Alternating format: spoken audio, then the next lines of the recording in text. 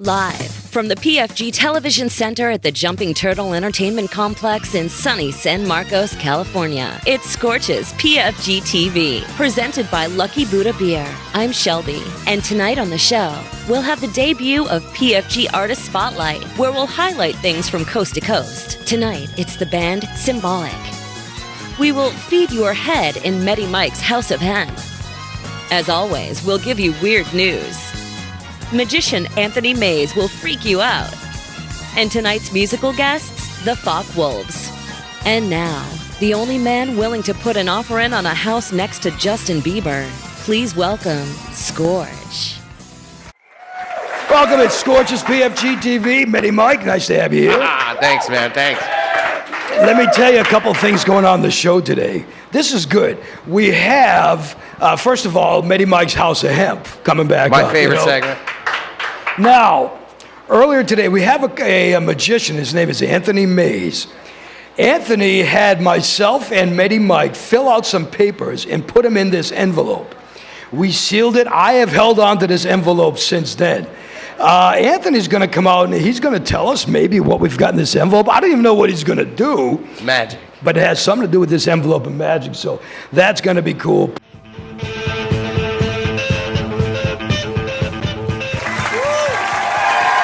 Welcome back to Scorch's PFG TV. Okay, I've got my little envelope right here. I can't wait to see what the hell he has in store for us, you know what I mean?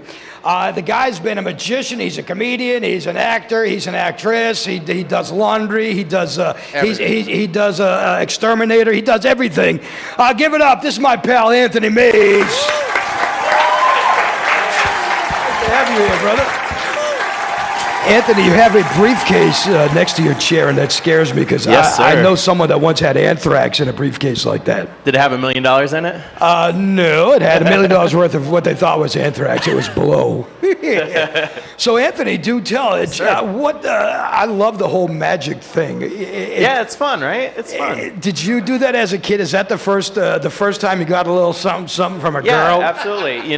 Yeah, right. Did you say, hey, baby, watch this? I can do magic. Right? Panty dropper. That's for sure. So tell us, how'd you get started in the magic industry? So I was 7 years old. Went to doing magic. 7, wow. yeah. Went to Disney World. Saw my first magician there, and then Jafar, right? Magic carpet ride and everything, right? And then I just kind of bit the bug, and like most people, did magic, and then just kept doing it. I never stopped. Do you remember what was the first trick you performed? Actually, I do, yeah. Do you really? No, not that kind of trick. Yeah, I know, right? Medi Mike's got a filthy, raunchy, late-night mind. Not that one, yeah. What was the first trick you did? The first trick was actually a card trick that my grandfather had taught me, where you had 5 cards, and you throw a couple away, and then you still have 5 cards, and you just keep doing it and doing it, yeah. So, yeah, that was the first card trick, standard with a magician. And then you went from card tricks to more elaborate tricks? Yeah, I moved on to like mentalism. I do a lot of, now the comedy, stand-up, and that sort of stuff. But so I've kind of integrated both the comedy and the magic now, and do stand-up comedy, magic, and mentalism. Yeah. Okay, so someone was asking me that. You do a stand-up comedy magic act? Right. Yeah. And do you make people appear that aren't there so they can cheer for you if you suck? I mean, right. Well, that's what I always say. I'm a stand-up comedy magician. That means I'm going to say some things you guys are going to laugh. That's the comedy. But I'm going to say some things you guys aren't going to laugh. It's going to be the magic, everyone. Magic of silence, really. But it's done pretty well, huh? That doing that concept is done pretty well. Right, yeah, because comedy is a lot like magic. Like, you're taking somebody on a journey, but there's really a hidden, there's a twist at the end, just like comedy. Oh, that's so interesting. There's so many different things, but magic has gone such a far cry away from, hey, I'm going to saw this chick in half, right? I mean, magic has become much more sophisticated now. Right, yeah, especially now with the technology that we have access to.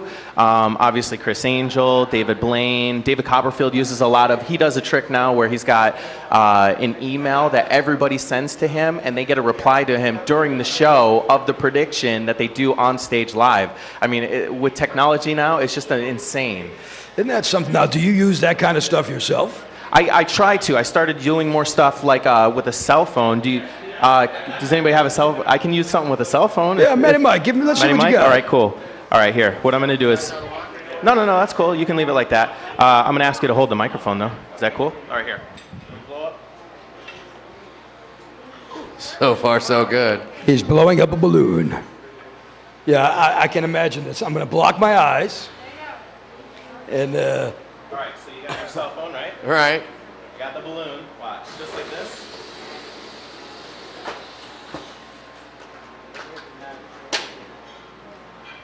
Ta-da! oh my God. Check it out. Nice. You can see it's still working. Just don't make any calls. So now the question would be, stealing tricks from other magicians. Do you do stuff like, do you magicians borrow each other's tricks? It's a little bit different because like in comedy, it's a big no-no to take another person's trick. Yeah. But a lot of the magic that's out there is just it's a routine somebody's honed over the last 10, 15 years, and they market that effect as their own effect. But they essentially, when you buy that, you're able to perform that effect. So it's not as necessarily a no-no as it is in comedy. Obviously, stealing jokes is not a good thing. Yeah. So the Hear that, Betty Mike? Stealing jokes is not a good thing. You got to stop stealing jokes, right? Betty Mike is done in comedy now. Yeah, right. I know, right? You'll steal that too, you know.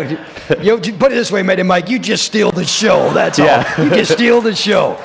I love it, Anthony. So now, let's go to this, okay? Let's go to our little yellow paper. So I'll set it up. So what I did was I asked Betty Mike and I asked Scorch to think of something. And I want everybody at home and everybody else here to think of the exact same thing, okay? What I did was I asked them to think of the first person they ever slept with, okay? So just think of the first name of the person that you slept with. The camera guy might have to think about the future with this one. I don't know. But I want you to think of that, okay? So you thought of a name. You thought of a name. You guys sealed it inside of that envelope. I had you sign your name across it, right? I signed my name in the back. Nobody has seen it. Nobody has, right? Nope. Okay.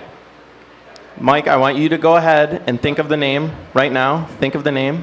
You got it? Okay. And then Scorch, you think about it. Think about the name that I have in here? Yep. Think about the name. You got it? Yep. Okay. I'm going to write down what I think it is here. Oh, this is exciting. If you can do this, you know what? Then you're worth the $5 I'm paying you to come on the show. Oh, yeah. You're one of the better stars on the show. Then you're getting $5. All right. So, all right, Betty Mike, you're thinking of the first person you ever slept with, right? Right. Okay. I don't want you to say it out loud, but I want you to slowly open this up and tell me if it is the person that you were. That is it. No lie. Yeah, you can show them. That's her. That's her, right? But don't call me. Give it up for Mike. Give it up for Mike, right? Give it up for you. That's good, right? Laura, right? If you can do this. Now you're thinking there's no way. You're like, he's got to be in on this. Yeah, there's no way. I'm not thinking that. Maybe Mike ain't that bright. A lot of Laura's. All right, think. Oh, man. Think of it. I am. I'm thinking of it. And it's not my mom, by the way, for those watching. We slept, but it was a totally different type of situation. You know what's funny about this? What is it? Now, Scorch, you just said that this is not your mom, right? Obviously, it's not your mom, right? The funny thing is I had a feeling the name would be similar to my mom. My mom's name was this name, which is Debbie. Is that the one? God almighty, man. Is that it? Debbie is it? That's it. Yeah. Debbie is it?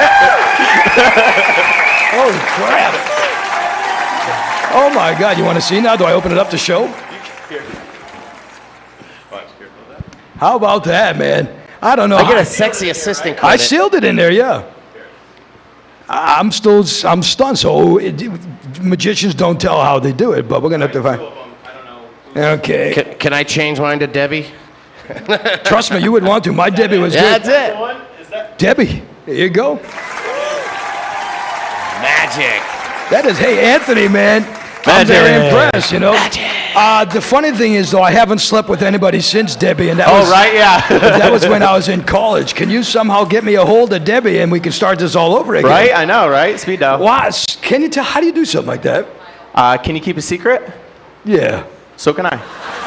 Hey, good for you, Anthony. Thanks, Hey, man. Anthony, look, we're running out of time, but I would love to have you come back in a few weeks and do some more. Absolutely. Absolutely. Hey, give it up. It's Anthony Mays, ladies and gentlemen. Thanks Anthony for having Mays. me. Amazing. Oh, good for you.